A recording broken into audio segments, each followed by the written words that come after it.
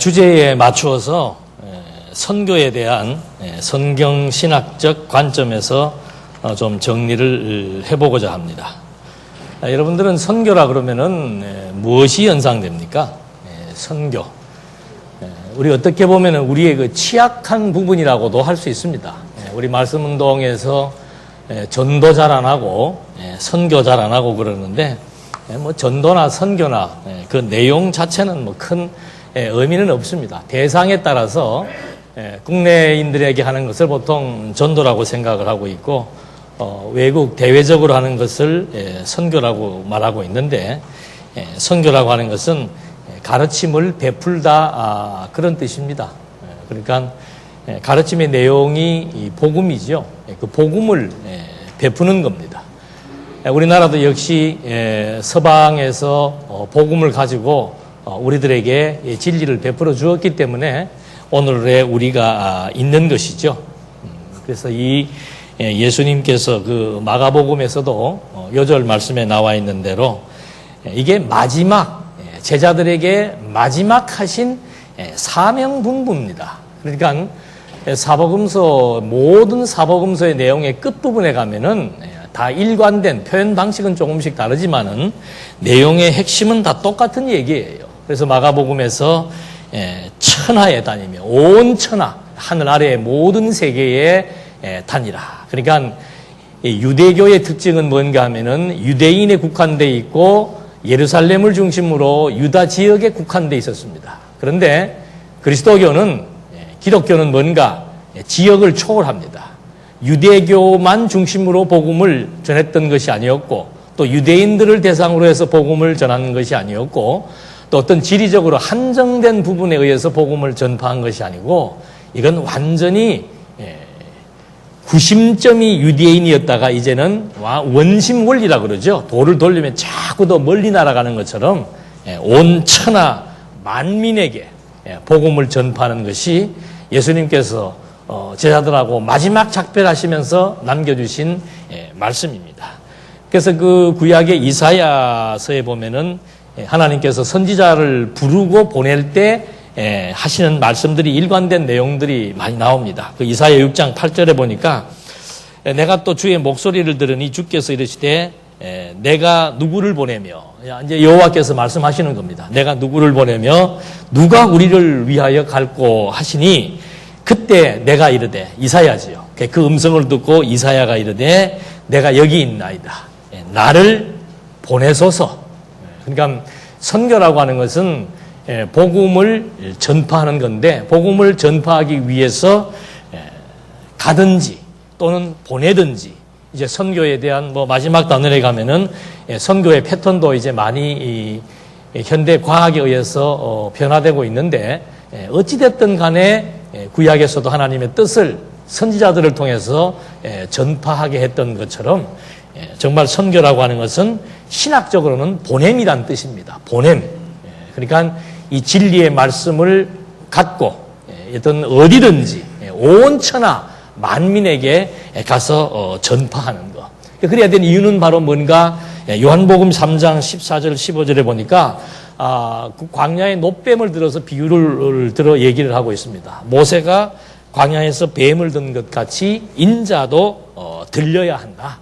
그러니까 왜 선교를 하고 선교사들을 파송하는가? 인자가 들려야 하니까. 인자가 들린다는 말은 인자가 온 천하 만민에게 다 증거돼야 될 그런 가장 이 세계의 중심이고 역사의 중심이고 존재의 근원이기 때문에 그분에 대한 전파, 그분에 대한 내용들을 소개하는 것, 이것은 너무도 중요하다고 얘기하는 거죠. 그래서 그러면 어떻게 할 것인가? 그게 이제 읽어드린 그 요절 말씀대로 온 천하에 다니며 만민에게 복음을 전파라는 얘기입니다.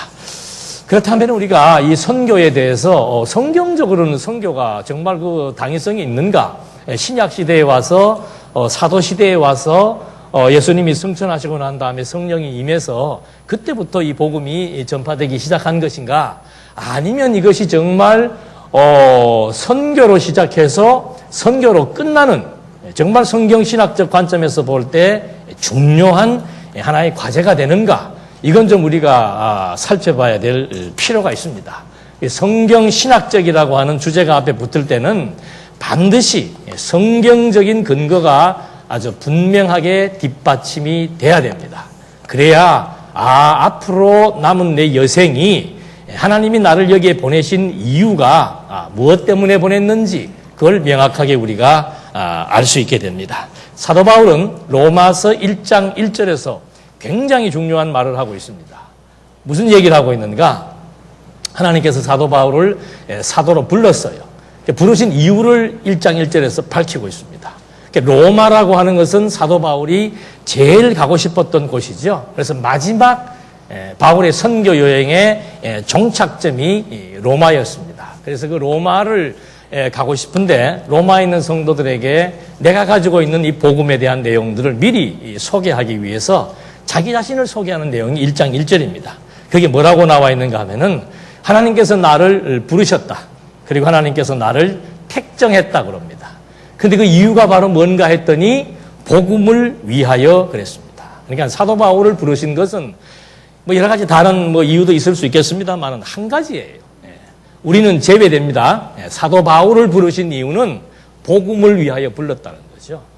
똑같아요. 나를 이 땅에 보내신 것이나 나를 이 땅에 살아가게 하시는 것이나 나로 하여금 이 진리의 말씀을 깨닫게 하신 이유가 바로 뭔가 한 가지입니다. 복음을 위하여요. 복음을 위하여. 그래서 이 복음을 위해서 그리고 복음을 땅 끝까지 또는 온 천하 만민에게 다 전파를 해야 되는데 그 당위성이 어디에 있는가? 창조로부터 살펴볼 수가 있습니다. 하나님께서 태초에 천지를 창조했지요. 천지창조. 이건 성경의 시작입니다. 성경의 시작의 문을 탁 열 때 뭐가 나와요? 하늘과 땅이 나옵니다. 여러분 요한계시록 마지막 부분에 가면 또 무슨 내용이 나와요? 대충 우리가 때려잡는 건 할 줄 알아야지. 여기에 하늘과 이거 갖다 요한계시록에서는 처음 하늘과 처음 땅이라고 얘기하고 있습니다. 그러면 요한계시록 마지막 가서는 뭐가 내려오겠어요? 새 하늘과 새 땅이 내려오는 겁니다. 자, 이 전체의 내용이 어떤 내용으로 지금 전진하고 있는지 그걸 우리가 살펴봐야 될 필요성이 있는 거죠. 하나님께서 태초에 천지를 창조하신 이유는 뭔가 하면은 거기 나와 있는 시편 19편 1절에 보면은 하늘이 하나님의 영광을 선포하고 그랬습니다. 그러니까 하나님께서 천지를 창조하신 것은 뭔가? 이게 바로 하나님의 영광을 한 거예요? 선포했다.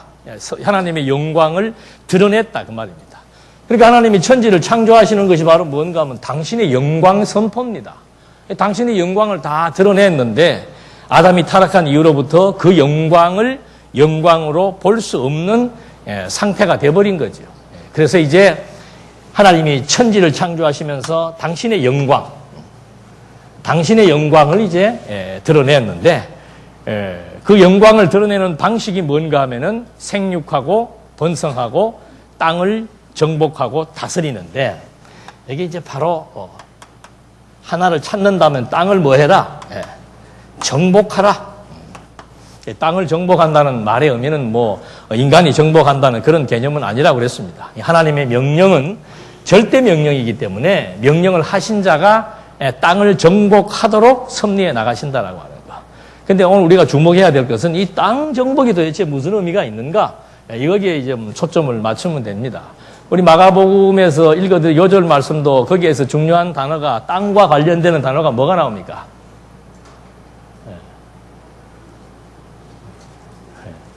염불하시는 것처럼 말씀하시면 어떻게 해요?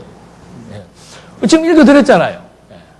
천하 만민에게 이제부터는 이제 땅으로 쫙 설명이 되면서 계속해서 전파하는 내용이 소개되기 시작하는 겁니다. 아담에게 하나님께서 생육하고 번성한 다음에 뭐 해라? 땅을 정복해 나가는 거예요.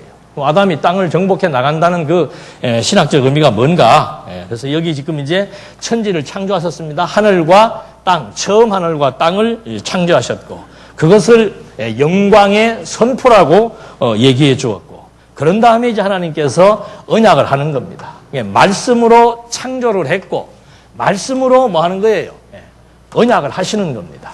말씀으로 언약을 했는데 이제 이 선교와 관련된 얘기들만 좀 끌어내서 말씀을 드리겠습니다. 그 교환에 나와 있는 대로 출애굽기 9장 16절에 보니까 내가 그 말이에요. 내가 모세를 세웠다는 거죠. 모세를 세운 이유는 뭔가 하면은 그 모세를 통해서 나의 능력을 먼저 보여주고, 나의 능력을 보여준 다음에 그 보여진 능력을 통해서 내 이름이 어디에?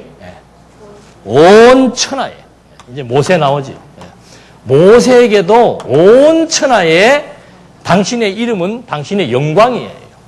내 영광이 천지를 창조하시면서 하나님의 영광을 선포했고, 창조된 땅을 정복하게 하시는데, 이제는 구체적으로 그 땅을 정복한다는 의미가 바로 뭔가? 모세에게 하나님께서 명령하시기를, 내가 모세 너를 불러서 선지자로 세웠다. 뭐 하라고 세웠는가? 일단 내가 너에게 능력을 나타나게 해주겠다. 이유는 뭔가? 모세를 통해서 지금 배후에 하나님이 역사하신다는 것을 알게 하기 위한 거죠. 그래서 모세가 여러 가지 많은 이적을 행하지요. 그러니까 모세를 통해서 이적을 보여주는 것 자체가 목적이 아니에요. 모세를 통해서 이적을 보여줌으로 말미암아 무엇을? 하나님의 이름, 하나님의 영광이 온 천하에게 뭐하게? 드러나게 한다는 거죠. 그러니까 선교라고 하는 것은 뭔가 하면은 하나님의 영광을 뭐 하는 거예요? 드러내는 겁니다. 드러난 영광을 보지 못하는 자들에게 이런 모든 것들이 바로 하나님의 영광이라고 하는 사실을 알게 하는 것, 전파해 주는 것, 소개해 주는 것, 가르쳐 주는 것, 이런 것들이 다 이제 선교와 맥락을 같이 하는 겁니다. 놀랍게도 시편에 보니까 뭐라고 나와 있어요? 시편에 보니까 그의 소리가 어디에 통해요? 온 땅에. 그의 소리라고 하는 것은 뭡니까? 하나님의 말씀이에요. 말씀으로 창조하고 말씀으로 언약하고 말씀을 전파하게 하는데, 시편 기자는 그걸 시적으로 표현을 한 거예요. 그 하나님의 말씀이, 그 하나님의 말씀의 소리가 어디에? 온 땅에 다 뭐 하는 거예요? 다 통한다 이 말입니다. 그러니까 우리는 다른 말로 하면 충만하다는 거죠. 땅을 정복해라. 하나님의 그 소리가 온 땅에 지금 다 일맥상통하고 있고, 그리고는 그 말씀이 어디까지? 세상 끝까지. 여기가 세상 끝이에요. 그러니까 하나님의 영광 선포가 천지 창조를 통해서 시작되고, 아담에게는 땅을 정복하라고 명령을 하셨고, 그 명령하시는 것이 어떤 의미인가? 모세를 통해서 하나님의 능력을 보여주고, 그 능력을 통해서 드러난 하나님의 영광을 어디까지? 세상 끝날까지, 또는 땅 끝까지. 그러니까 창조로부터 종말에 이르기까지에 되어지는 모든 일은 다 무슨 일이에요? 하나님의 영광이, 하나님의 이름이, 하나님의 능력이, 하나님의 존재가 어떻게 되는 겁니까? 전파되는 거예요. 전파되는 거. 그래서 바울이 하나님이 나를 사도로 부르신 것은 바로 뭔가? 무엇을 위하여 불렀다? 그걸 다른 말로 표현하면 복음이라고 얘기하는 거죠. 이 복음을 위해서 하나님이 나를 불렀다고 말하고 있는 겁니다. 그뿐만 아니고 그 다니엘서에 보니까 또 다니엘이 그런 예언을 하는 겁니다. 우상을 친 돌은 태산을 이루어, 우상을 쳤다라고 하는 것은 뭐 그 다니엘 시대를 바라보게 되면은 이제 결국 그 돌이라고 하는 것이, 흰 돌이라고 그래요. 그 돌이 바벨론의 권세를 무너뜨리게 되고, 나중에 파사의 권세를 무너뜨리게 되고, 그 다음에 헬라의 권세를 무너뜨리게 되고, 그 뒤에 로마의 권세까지 무너뜨리는 그 돌이다, 산돌이다 그 말입니다. 그 돌이 태산을 이루어, 큰 산을 이루어 가지고 어떻게 해요? 온 세계에 어떻게 되는 거예요? 가득하다. 그게 땅을 정복하는 겁니다. 땅에 충만하고 땅을 정복하는 거예요. 그래서 하나님께서 모세를 통해서, 또는 복음이 전파되어지는 선교의 내용을 시적으로 표현하면서, 또 다니엘 선지자의 입술을 통해서 이 하나님의 영광, 하나님의 이름, 이 모든 진리의 내용이 결국은 어디까지?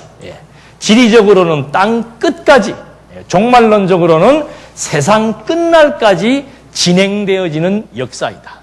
이걸 이제 우리는 선교적 차원에서 확인을 한 거예요. 근데 이제 이렇게 돼서 끝나는 게 아니고 실제로 이제 누가 오는 겁니까? 이 복음의 주체예요. 복음의 주체. 선교의 주체가 되시는 하나님의 아들 그리스도가 어디에서 온 겁니까? 하늘에서.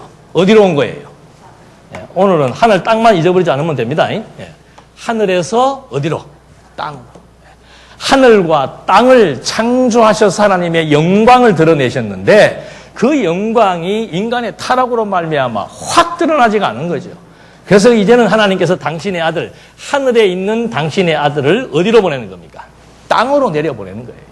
그걸 우리는 이제 말씀의 성육신이라고 얘기하는 겁니다. 말씀이 인간의 몸을 입고 어디로 왔다? 땅으로 왔다. 세상 안으로 지금 들어오신 거라 이 말입니다. 왜 들어온 거예요? 왜 들어오신 거예요? 선교하러 오신 거라니까. 선교하러. 가장 최고의 가르침, 그건 하나님의 존재입니다. 교라고 하는 것은 가르칠 교 아니에요. 뭘 가르치는가? 가장 최고의 존재자, 영원하신 그 하나님의 영광을 하나님의 아들이라야 정확하게 설명할 수 있지요. 하나님의 아들이 아니면은 하나님 존재 자체를 설명할 수 있는 사람이 없단 말입니다.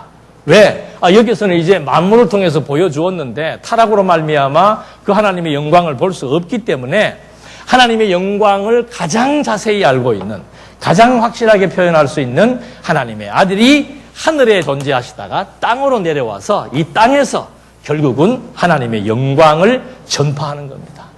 여러분, 예수님께서 30살에 공생의 사역을 시작했죠.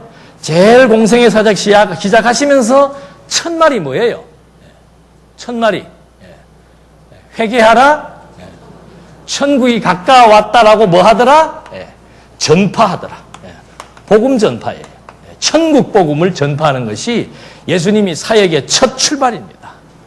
그러니까 사역의 첫 출발이 복음 전파이고, 당신이 죽음에서 부활하고 승천하시기 직전에 마지막으로 제자들에게 당부하시는 말씀도 뭐예요? 온 천하에 다니면서 뭐 해라? 복음을 전파해라.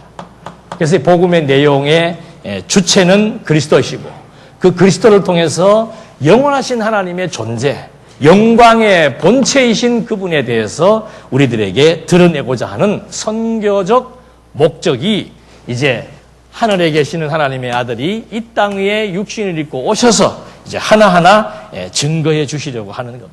그래서 그 마가복음 아까 읽어드린 대로 온 천하에 다니면서 만민에게 복음을 전파할 것이고, 누가복음에서는 예루살렘으로부터 시작한다고 이제 지리적을 명시해 주고 있습니다. 이 복음이 출발점이 어딘가? 예루살렘이에요.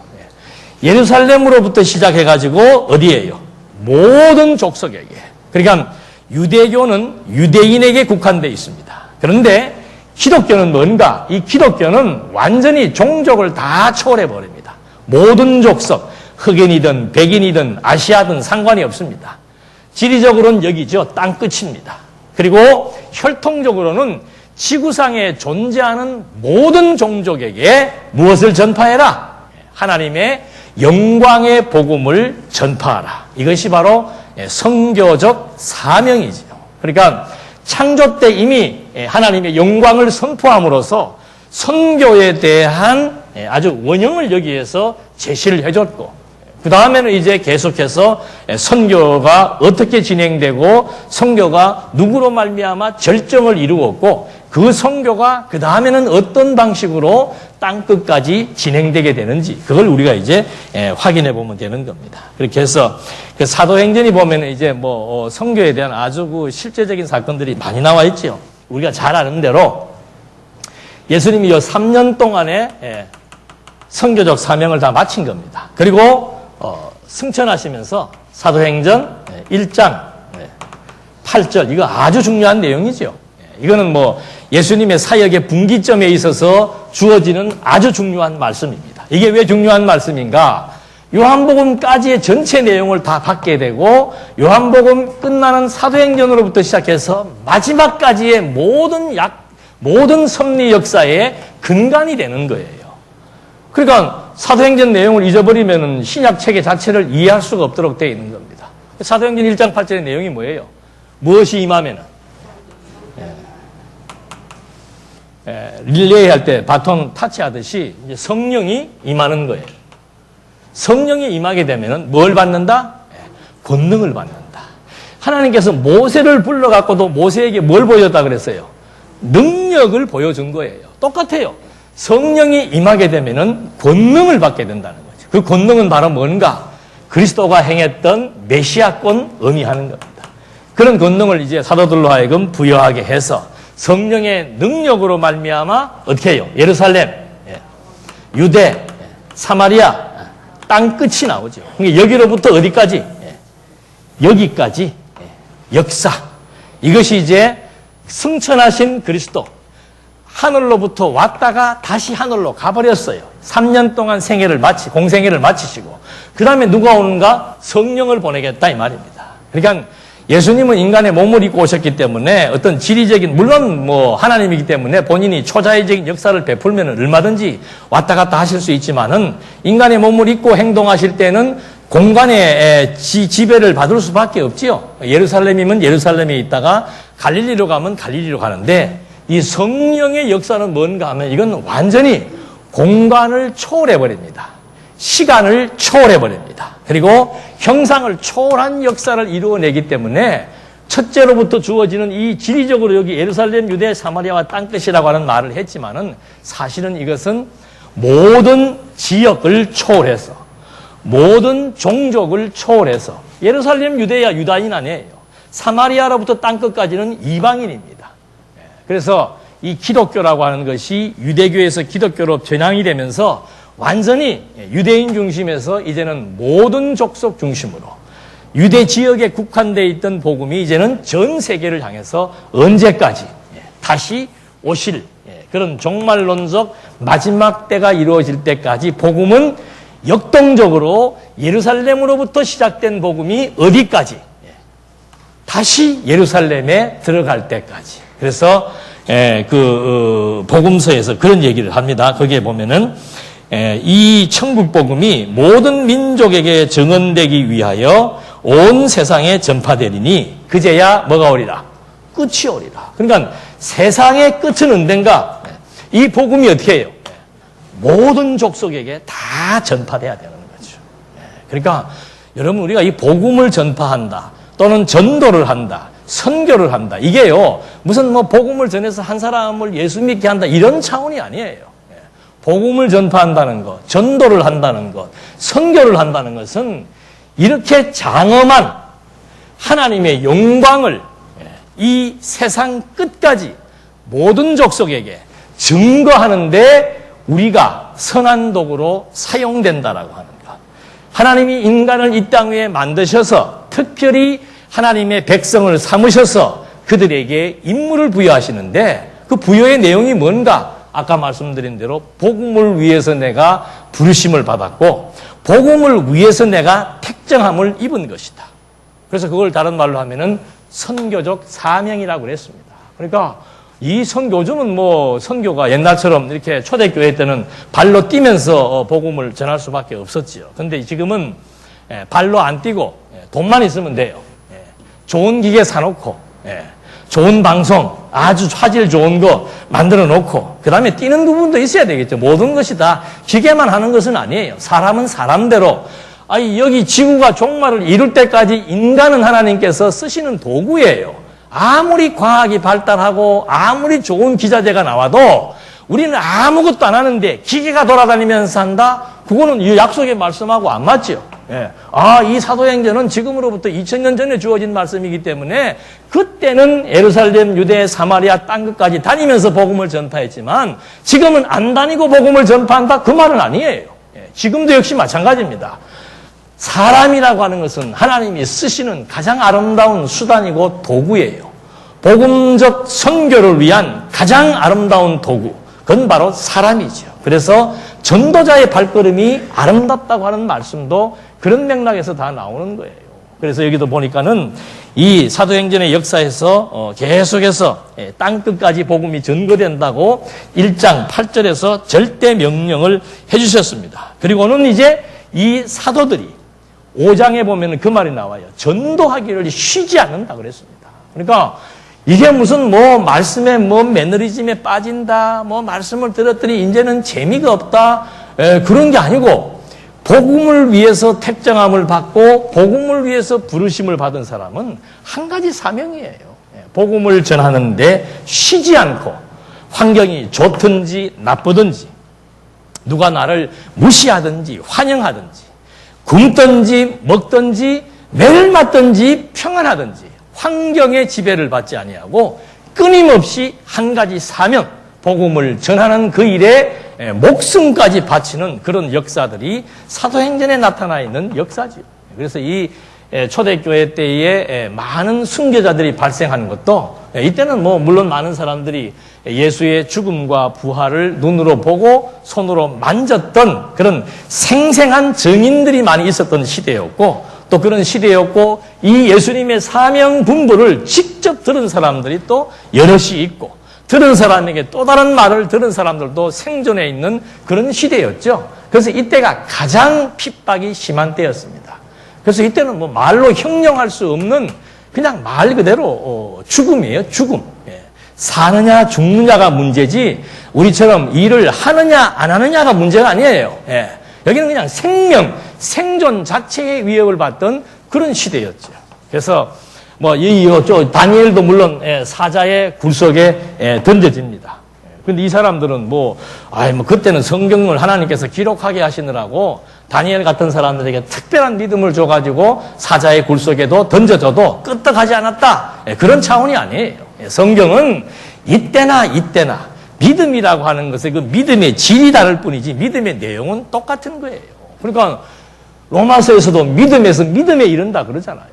하나님의 언약이 이루어지는 것을 보는 그 믿음이 결국은 예수가 그리스도이심을 믿게 되는 확신적 신앙에 의해서 이 사람들은 완전히 죽음을 불사하는 선교적 사명을 감당한다라고 하는 것.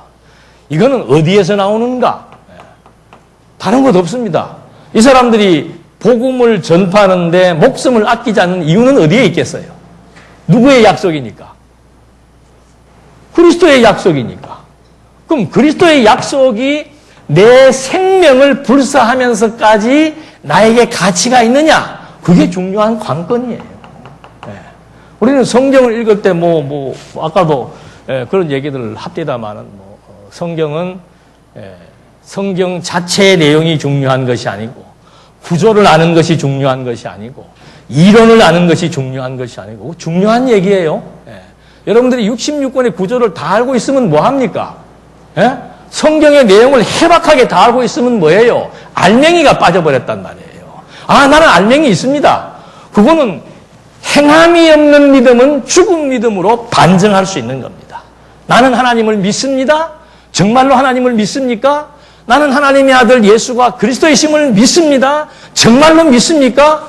그러면 그가 하신 말에 대한 가치도 같이 거기에 공감이 되고 예수님의 선교적 사명에 대해서도 내 목숨을 아끼지 않을 만큼 거기에 가치가 부여되는 이것이 믿음에 의한 행위예요. 근데 우리가 안 되는 이유는 뭔가? 우리 스스로를 확증해야 됩니다. 우리가 지금 뭘 놓치고 있는가 하면은 아까 우리 박홍기 강사가 좋은 지적을 해줬잖아요. 성경의 내용은 지금 많이 알고 있는 것 같은데 초등학생들도 성경의 구조는 훤히 깨뚫고 있는 것 같은데 내 속에 뭐가 없어요? 하나님이 지금 사라져버렸어요. 하나님이 없어요. 있습니다. 그러니까 야고보 선생님 한번 보여봐라 그 말이에요. 하나님이 내 속에 있다는 걸 어떻게 보이는가? 또 이런 말 하면 여러분 앉아가지고 하나님이 하게 해야지. 그거는 그런 생각 거기서 하는 거 아니에요. 다 하나님이 하게 하시는 거예요. 다. 하나님에 대한 확신 신앙도 하나님이 주시는 것이고 하나님에 대한 불신도 하나님이 주시는 거예요. 그러면 하나님이 지금 나에게 하나님에 대한 확신이 안 들어서 복음을 위하여 부르심을 받은 내 존재 가치에 대해서 같이 공감하지 못한다는 것은 하나님에 대한 믿음이 너무도 작다는 증거예요. 또 때로는 하나님이 지금 안 믿어진다는 증거일 수밖에 없는 거예요. 그것이 선택을 받았던 버림을 받았던 그거는 이제 나중까지 가서야 알 수 있는 문제지만은 본인이야 물론 알겠지요. 그거 우긴다고 되는 일도 아니고. 그러니까 야고보 선생이 정확하게 얘기를 해주는 겁니다. 우리의 삶 자체가, 내 행동 자체가, 내 생각 자체가, 내 마음 자체가 정말 하나님의 영광을 발견하고 그 하나님의 존재에 대한 확신을 갖고 있는가? 이론이 중요한 거 아니라고 이제는 얘기하잖아요. 감히. 옛날에는 이론이 단 줄 알았어. 아무리 해박하면 뭐예요? 이론은요, 지금 10대들이 우리보다 훨씬 다 빨리 깨달아. 저도 이론은 6개월 만에 다 통달했어요. 그 당시에 들리지 않은 테이프 가지고 하루에 밥만 먹고 잠자는 시간 빼고는 신학교 다닐 때예요. 15시간 이상씩 계속 테이프를 들으면서 6개월 되니까 이론 정립이 확실하게 돼버리더라고요. 나는 그때 내 신앙이 끝난 줄 알았어. 그러고는 이론 정립하니까 하나님께서 바로 한 바퀴 돌려버리더라니까.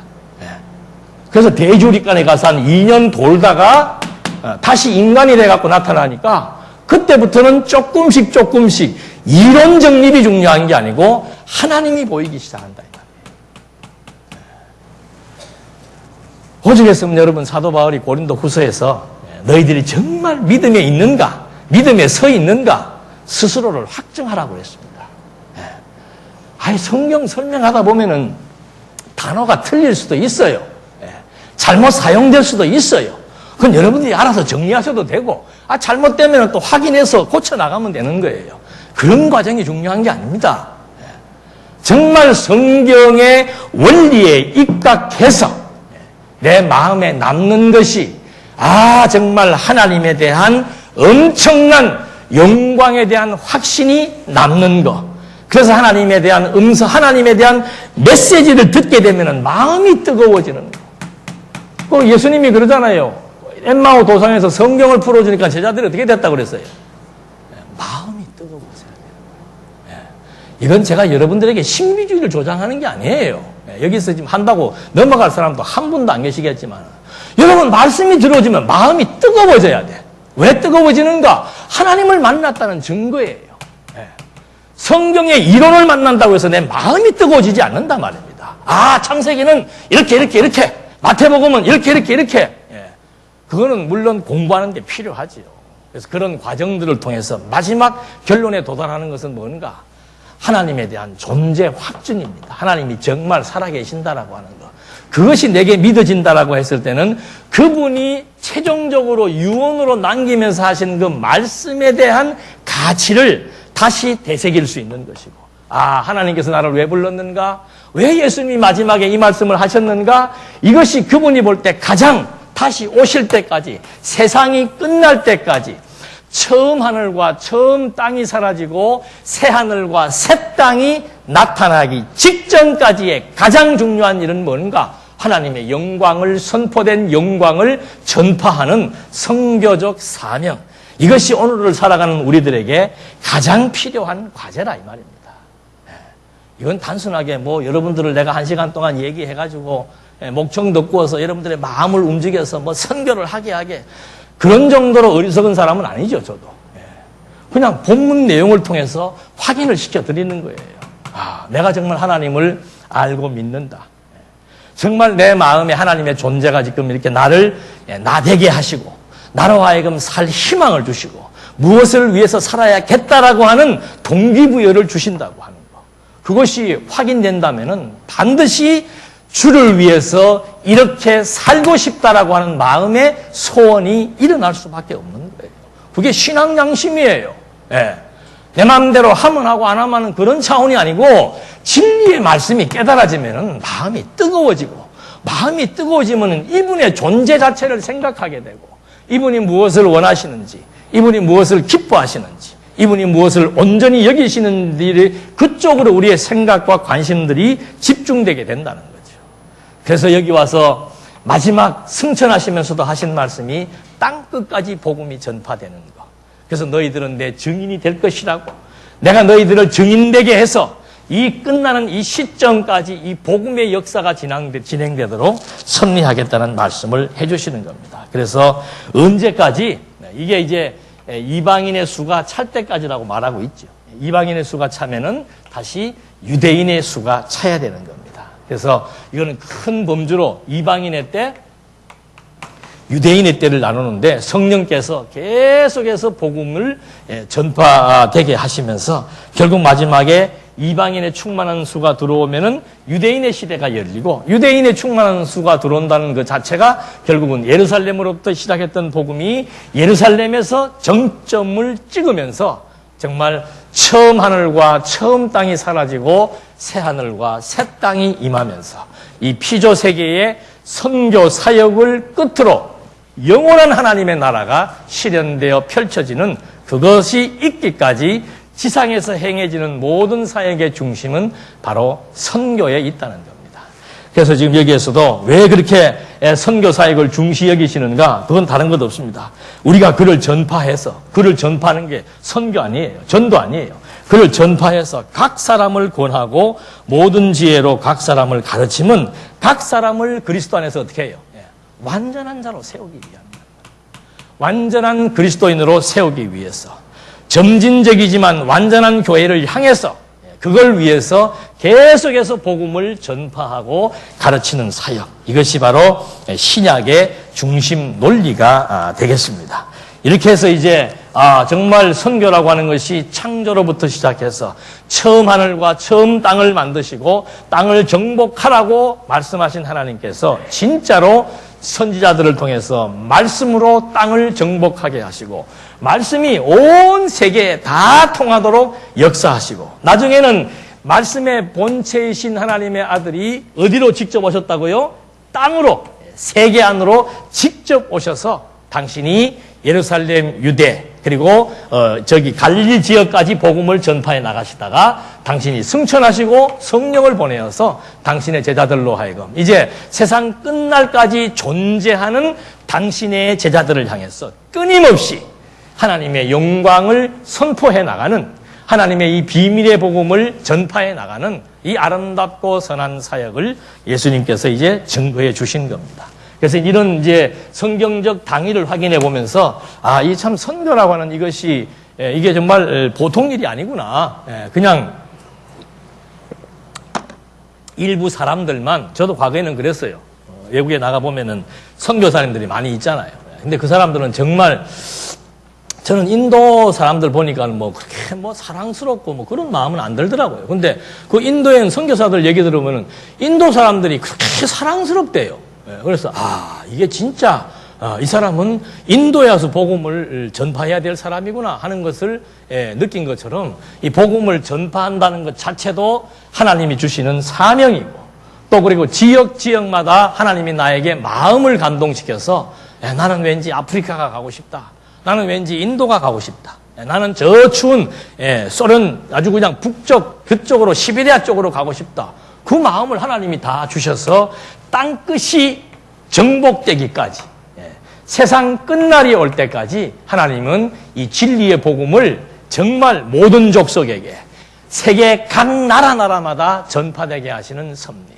이것이 이제 우리는 역사적으로 정말 그렇게 되었는지는 확인해 볼 필요가 있는 거죠. 그래서 이건 뭐 역사적인 내용은 이건 뭐 더 전문가가 연도부터 시작해서 많은 사람의 선교사들을 거명하면서 하면은 더 좋겠습니다만은 저는 뭐 시간이 얼마 안 되기 때문에 간략하게 이 초대교회 때부터 시작을 해서 초대교회 때부터 약 한 4세기, 4세기 때부터 약 한 16세기 그리고 19세기, 20세기 뭐 이렇게 이제 넘어오면서 복음이 정말 우리가 사도시대 때의 선교 내용은 사도행전을 통해서 잘 알 수가 있습니다. 그런데 그 이후로부터는 이제 조금 교회사를 봐야 되는데 뭐 여기 나와 있는 교환 보시면 알겠습니다만은 초대교회 때 복음이 이제 헬라어로 많이 전파됐다 그래요. 그 당시에 많은 사람들이 쓰는 언어가 헬라어랍니다. 그러니까 헬라 다음에 로마가 정복을 세계를 제패했죠. 그러니까 헬라는 사상과 언어로 세계를 제패했다 그러고 로마는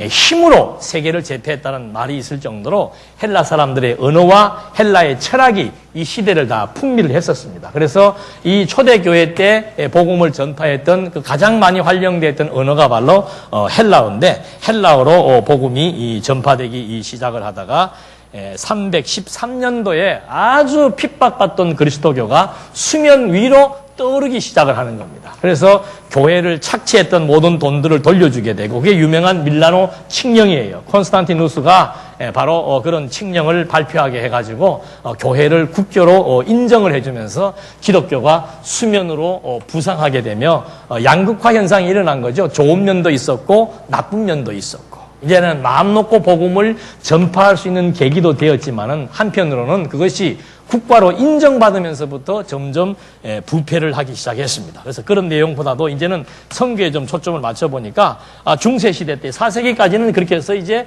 기독교가 핍박 가운데 있다가 여기에서 옵션이 풀어지고 이제는 아주 좋은 여건 속에서 복음이 전파되기를 시작합니다. 그러다가 중세 때 와서는 중세는 복음이 유럽 쪽으로 전파되는 것이 아주 그 기본적인 하나의 그 통로였습니다. 그래서 그때 주가 되었던 나라가 아일랜드입니다. 아일랜드가 6세기에서 8세기까지 선교적인 기반을 구축했다 그럽니다. 그리고 영국 교회가 한 200년 동안 선교 활동을 하기 시작을 해서 아일랜드와 영국 선교에 의해 가지고 그 당시에 뭐 네덜란드, 독일, 스칸디나비아, 덴마크, 노르웨이, 스웨덴 등등등 그쪽에 동유럽과 이쪽에 자치인 북유럽 이런 쪽으로 복음이 6세기, 8세기에 전파되기 시작을 했습니다. 그러다가 이슬람교가 등장하기 시작. 요즘도 지금 이슬람들 막 그 IS도 있고 전쟁들 자기들끼리 치르고 그러잖아요. 이슬람교가 등장을 하기 시작을 하는데 그 모함메드라고 하는 사람이 죽으면서부터 이슬람이 확장되기를 시작합니다. 그래서 나중에 이슬람 교도들과 기독교 십자군 전쟁이라고 그러죠. 거기에 이제 종교 전쟁이 발생을 하게 됩니다.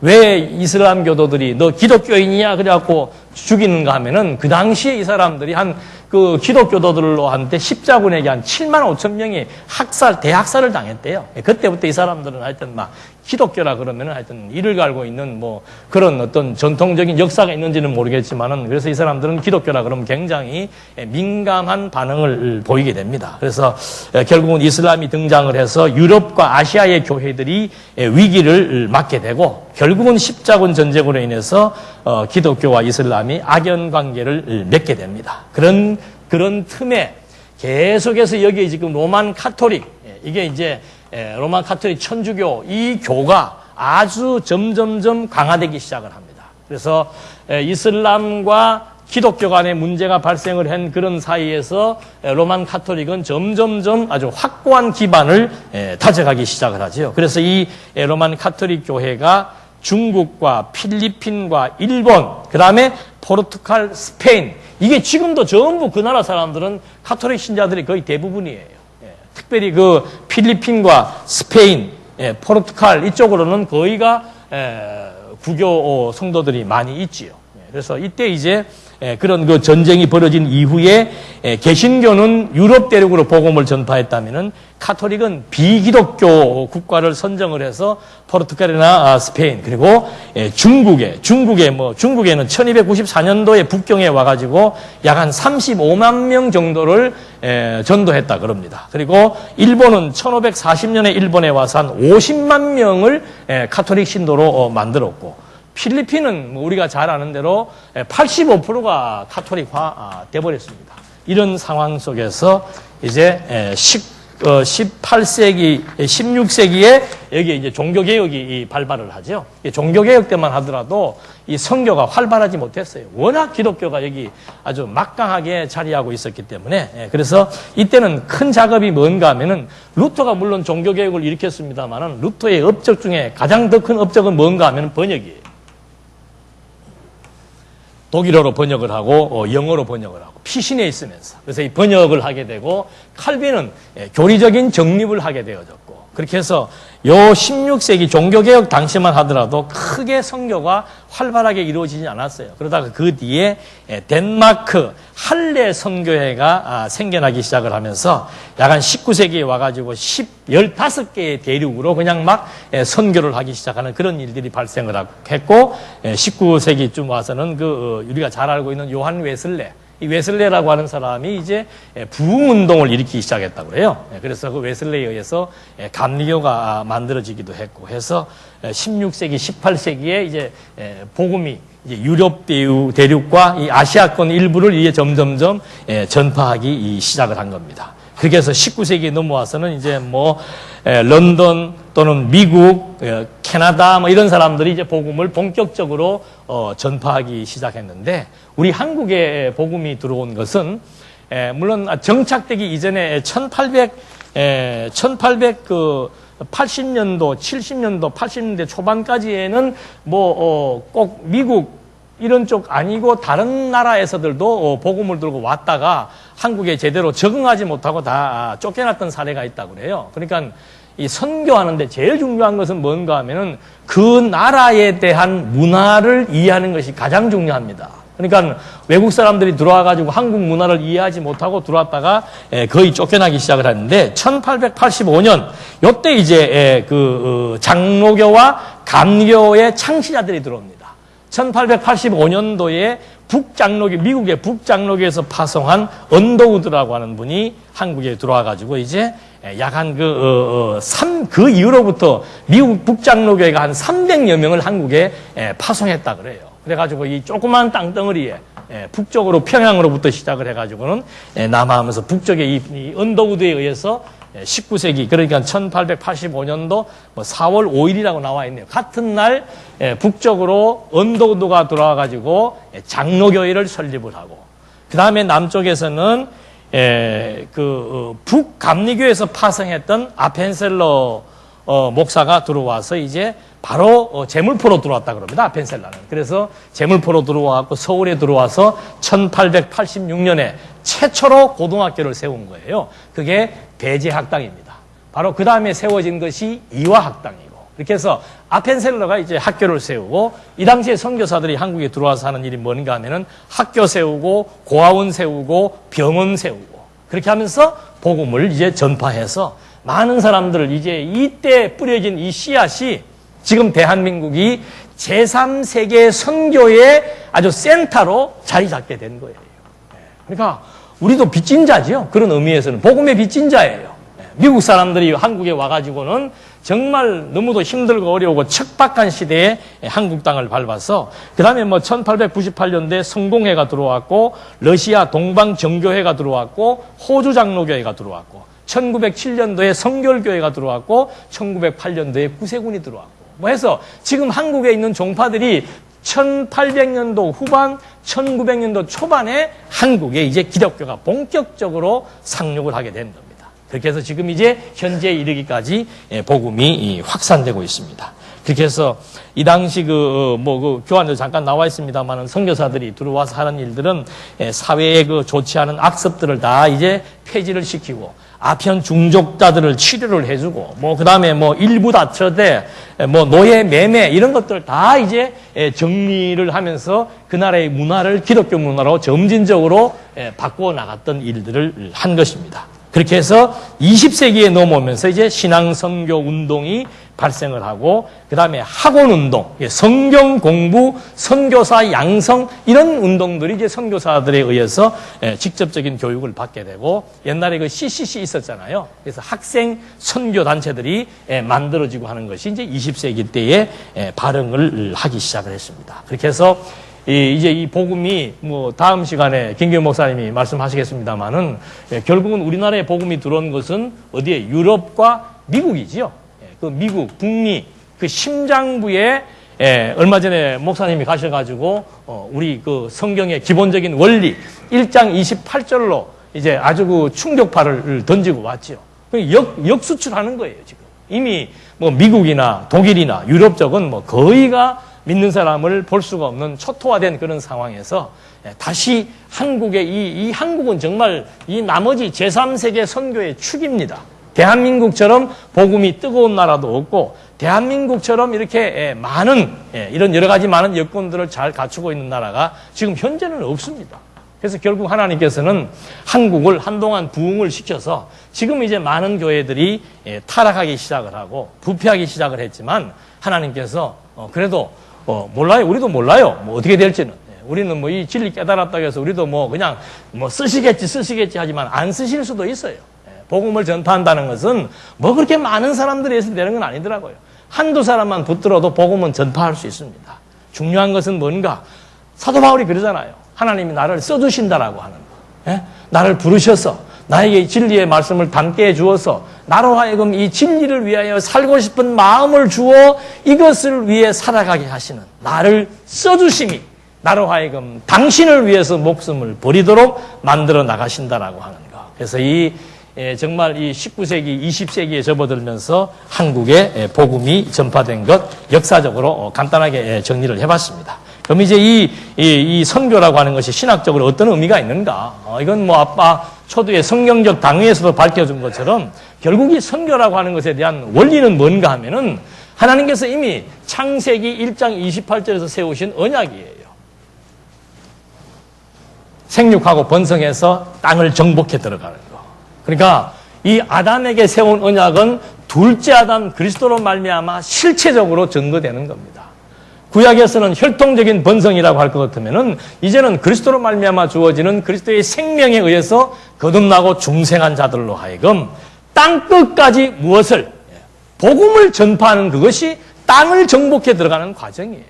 누구의 통치를 받으면서 그리스도의 통치를 받으면서 그리스도의 통치를 받는다는 것은 그리스도에 대한 가치를 인정한다는 것이고 그리스도에 대한 가치를 인정한다는 것은 그리스도가 우리에게 말씀하신 복음 전파에 대한 가치가 내 인생의 가치로 같이 동등하게 인식되어진다는 것을 의미한다 이 말이죠. 그러니까 교회가 해야 될 일들은 물론 뭐 말씀을 듣고 성도들의 마음이 편안하고 그건 어떤 면에서 볼 때는 아주 기초지요. 기초. 하나님이 우리한테 진리의 말씀을 준 것이 내가 힘들고 어려울 때 말씀 듣고 어떻게 뭘 찾자? 평안을 찾자. 그거는 너무도 초보적인 얘기예요. 말씀 깨달으면서 주어지는 가장 기본이란 말입니다. 그리고 하나님의 말씀을 듣고 여러 가지 많은 복잡한 문제들, 여러 가지 많은 상황들에 대한 해석이 끝나게 되면은 그걸로 안주하는 게 아니잖아요. 마음의 평안을 찾으면서 발견되는 것이 뭔가 하면은 하나님에 대한 존재예요. 하나님에 대한 존재. 그러니까 인간이 자기를 안다는 것. 첫 시간에도 말했잖아요. 하나님이 어떤 분이신 줄 알면은 나를 알 수 있습니다. 나를 안다는 것이 뭔가 하면 꼭 재성만이 아니에요. 내가 지금 도대체 누구인지 자기의 존재를 지금 알아가는 겁니다. 내가 도대체 누구냐 이 말입니다. 나는 도대체 왜 살아야 되느냐는 말이죠. 그것이 하나님 알고 나와는 관계성이에요. 거기에서 내가 어떤 존재로 왜 여기에 지금 살아야 되는지를 알게 되면은 마음의 평안 다음에 나타나는 것이 바로 뭔가 하면은 자기에 대한 존재, 하나님 존재 확정에 의해서 내가 도대체 여기에 왜 살아야 되는지를 깨닫게 되는 거죠. 무엇을 하며 살 것인가? 왜 살 것인가? 정리되고 나면 하나밖에 없는 거라 이 말입니다. 각자 하나님이 주신 은사 따라서 전부 다 무엇을 위하여? 복음을 위하여 협력하는 거예요. 그게 교회입니다. 수천 명이 모이든 수백 명이 모이든 수명이 모이든 몇 명이 어디에서 어떻게 모이는 게 중요한 게 아니에요. 방식은 천차만별입니다.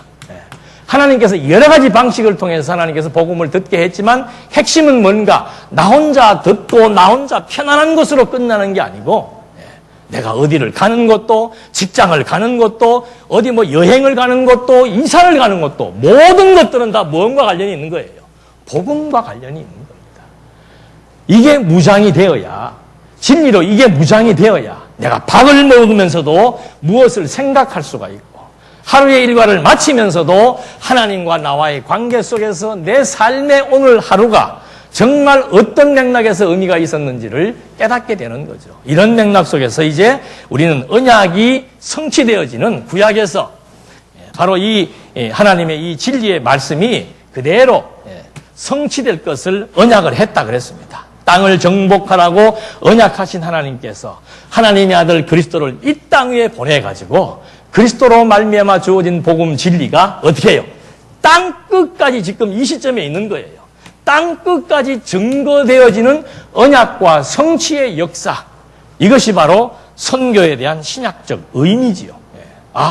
지금 나타나는 현상들은 전부 그리스도의 언약대로 나아가서는 창세기에 나타난 하나님의 언약대로 복음이 전파되고 있구나. 그걸 우리들에게 확인시켜주는 겁니다. 두 번째는 뭔가 이 복음이 전파됨으로써 어떤 현상이 나타나는가? 가는 곳곳마다 복음이 전파되는 곳곳마다 뭐가 세워져요? 교회가 세워진다 이 말입니다. 살아있는 복음은 반드시 진리의 말씀에 의해서 거듭나고 중생시켜서 아는 것, 믿는 것 같은 사람들이 모여서 교회라고 하는 것을 이루게 하는 거죠. 그러니까 초대교회 때 보십시오. 말씀이 전파되는 곳곳마다 가정에 모이든 공회에 모이든 사람이 모이려면 약속을 해야 될 거 아니에요. 그럼 뭐 기본적인 그런 얘기를 할 필요가 없어요. 점점점 모이기 시작을 하니까는 모여서 할 일이 뭡니까? 말씀을 드려야 되고 왜 듣는가? 말씀을 통해서 하나님의 영광 발견하는 겁니다. 존재 확증하는 거예요. 그것이 내 삶의 저력이고 내가 살아야 되는 이유고 내 삶의 가치가 되기 때문에 진리의 말씀이 전파되면 거듭나고 중생한 그리스도의 생명을 받은 자들이 점점 모이면서 그 모임 속에서 계속해서 살아계신 하나님의 영광이 드러나고 그 영광을 깨달은 자들이 가만히 있을 수가 없잖아요.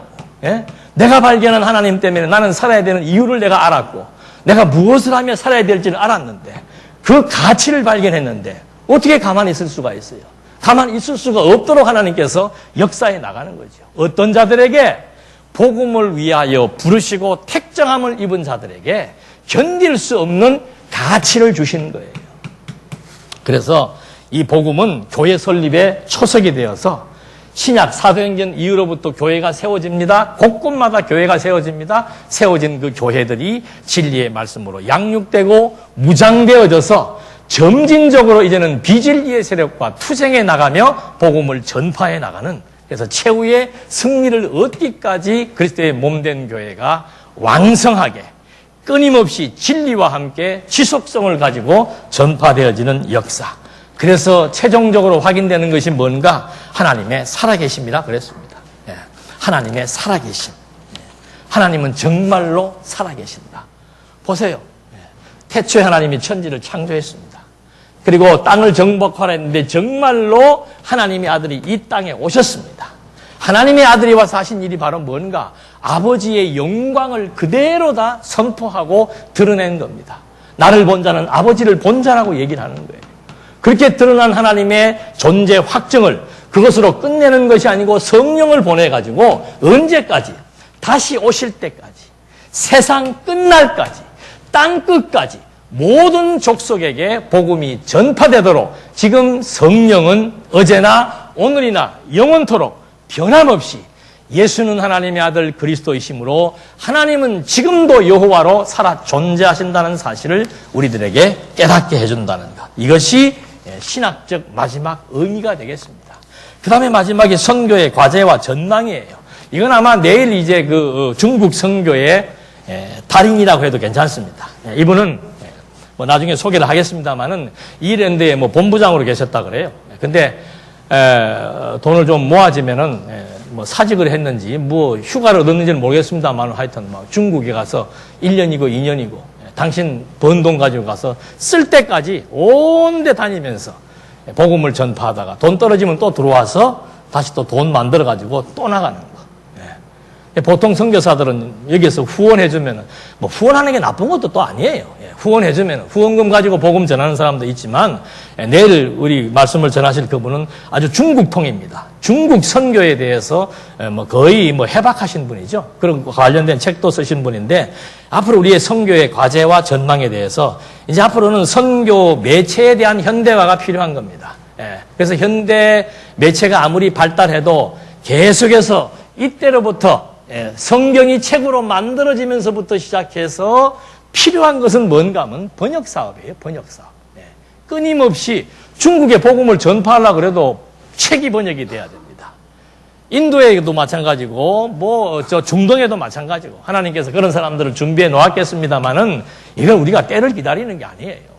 정말 지금이라도 그런데 관심 있는 분들이 있으면은 중국어 선교 번역도 좋고 일본어 번역도 좋고 세계 각국으로 우리가 만들어 놓은 그 저서들이 번역이 되어져서 이런 선교 지역에 뿌려지는 거. 아까도 뭐 그런 얘기 나왔습니다만은 지금 뭐 컴퓨터 우리 뭐 인터넷 홈페이지, 그다음에 스마트폰에 의한 유튜브, 그리고 뭐 블로그 여러 가지가 많이 있더라고요. 저도 그 유튜브 때문에 팔공산 산 구석에 박혀가지고 찾아오기도 힘든 그런 데 있어도 나름대로 지금 세계적인 인물로 부상을 하고 있습니다. 알지도 못하는 사람들이 인터넷 그 유튜브 가지고, 이 스마트폰에 있는 유튜브 가지고, 말씀 듣고, 전화가 오기도 하고, 연락이 오기도 하고, 뭐 메일을 주고받기도 하고, 카톡으로 주고받기도 하고. 지금 그런 시대가 된 거예요. 그러니까 우리는 그래도 지금 내용을 갖고 있지 않습니까? 모든 선교사들이 하나같이 하는 말은 뭔가 하면 내용이 부실하다는 거예요.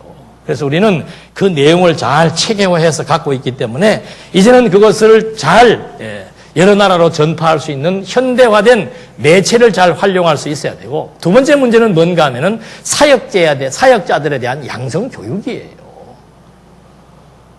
여러분, 기독교에서 교육 빼면 아무것도 없습니다. 그래서 정말 그런 데에서 관심이 있으신 분들이 있으면은 정말 이 말씀에 대해서 공부를 하고, 또 이 말씀을 전파할 사람들은 좀 조리 있게 전파해야 될 거 아니에요. 그래서 그런 은사를 가진 분들이 있으면은 그런 분들과 함께 선교사가 되든지 목회자가 되든지 신학자가 되든지 해서 이런 지도자 양사역자에 대한 양성 교육이 필요한 겁니다. 그리고 또 한 가지는 이제 앞으로 여러분들도 자꾸 다녀보셔야 돼요. 그동안은 예배당 짓느라고 너무도 진을 많이 뽑으시고 해가지고 여기 이 석에만 주로 계셨는데, 보통 이 정도 규모 되면은 젊은 층들도 마찬가지고 방학 때만 되면 다 나가요. 몽고, 저 아프리카, 인도 막 가서 선교하러 가서 그 현장을 보는 거예요. 얼마나 영혼이 피폐해져 있는지, 정말 그들에게 필요한 것이 무엇인지 그런 것들을 확인하면서 젊은이들이 여러 가지 새로운 가치관을 갖게 되는 것처럼 이제는 우리가 실제로 가서 봐야 돼요. 단기 선교회라 그래가지고 이제는 좀 가서 실제 선교 현장도 보셔야 되고, 그 다음에 실버 선교회가 있습니다. 연세 드신 분들. 그동안 인생을 사시면서 가지고 있던 노하우 얼마든지 발휘할 수 있습니다. 그런 것들을 이제 우리가 좀 개발을 하고 프로그램을 잘 만들어서 정말 앞으로 남은 일들은 할 일이 없으니까 싸우는 거예요. 할 일이 없으니까. 일하면은 바빠서 바쁜 사람들이 우리 60년대, 70년대 자살하는 사람이 어디가 있어요? 없어요. 먹고 살기에 바쁘면은 다른 데 관심 둘 게 없습니다. 우리도 마찬가지예요. 맨날 배우기만 배웠지. 배우기만 배웠지. 뭐를 좀 이렇게 여러분들 일 많이 하셨죠. 근데 일하시는 거 전부 이 교회 안에서만 했어. 장안중앙교회, 우리 교회. 아니라고 아무리 외쳐봐도 소용없어. 맨날 우리 교회, 우리끼리 모여가지고, 우리끼리 어떻게 해가지고는 먹고 마시다 보니까 이제 그것도 재미없으니까 그 다음에는 티격태격 하는 거죠. 나가야 돼요. 일할 곳은 널려있죠. 널려있어. 중국은 워낙 사람이 많기 때문에 나가서 그냥 흔들림 한 달, 두 달만 있으면 사람들하고 연결이 되는 곳이 중국이에요. 우리 지금 김동수 장로님도 나가 계시잖아요. 아무도 없는데 그냥 혼자 가서 있는 거예요. 지금 연결된 사람들이 굉장히 많이 있습니다. 노후를 어떻게 보낼까? 걱정하시는 분 계시면은 저한테 연락 주시면은 제가 가이드를 잘 해드릴게요. 그래서 이 선교의 가제와 전망은 선교 매체에 대한 현대화에 대해서 우리가 좀 연구를 해야 되고, 그 다음에 사역자 양성 교육에 대해서 좀 우리가 관심을 가져야 되고, 그 다음에 선교의 지역적 확장이죠.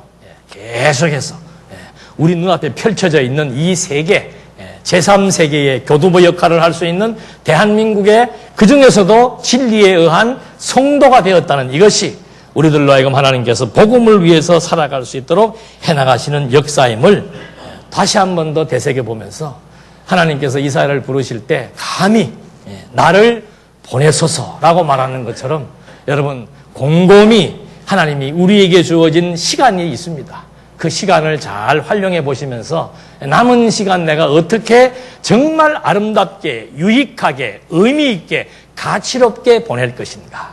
성경신학적 선교관을 통해서 다시 한번 제2의 인생을 시작해 나가는 아름다운 시간들이 우리 모두에게 주어지기를 진심으로 바라겠습니다.